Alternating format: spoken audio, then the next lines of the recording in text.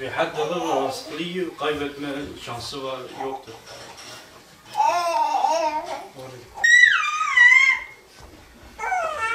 Hicran Aydın,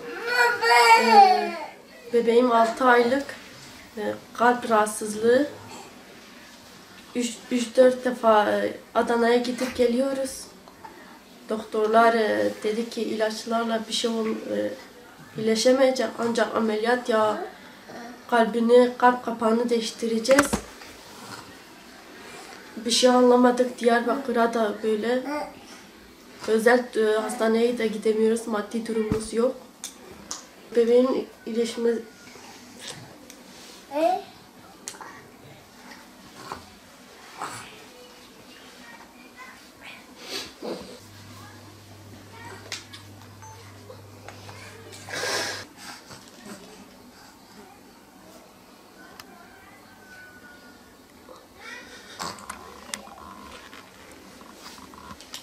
Kızın büyümesine koşmak, eğlenmek, okula gitmesini istiyorum. Yardım istiyorum, durumu iyi değil. İyileşmesi için yardım istiyoruz.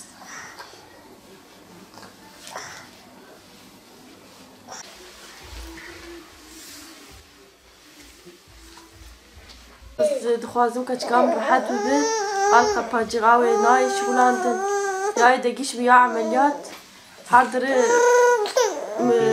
ölüm riski avcı pır dخوازم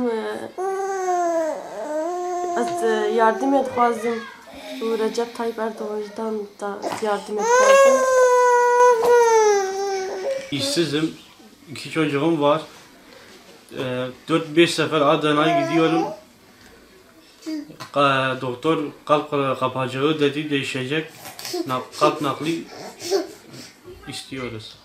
2 torun, bir genilim, 16 tane nüfusum var. Maddi durumum çok düşük. Kordalarla çalışıyorum. Biz Mardin Kızıltepe Büyükvazı'dan oturuyoruz. Sayın Cumhurbaşkanıma sesleniyorum. Recep Tayyip Erdoğan bize el uzatmak istiyoruz. Bize yardım etsinler. En yakın zaman ve kalp nakli diyeceğiz fazla. Çarpınca da ama işte bir famla ki Diyarbakır, Adana.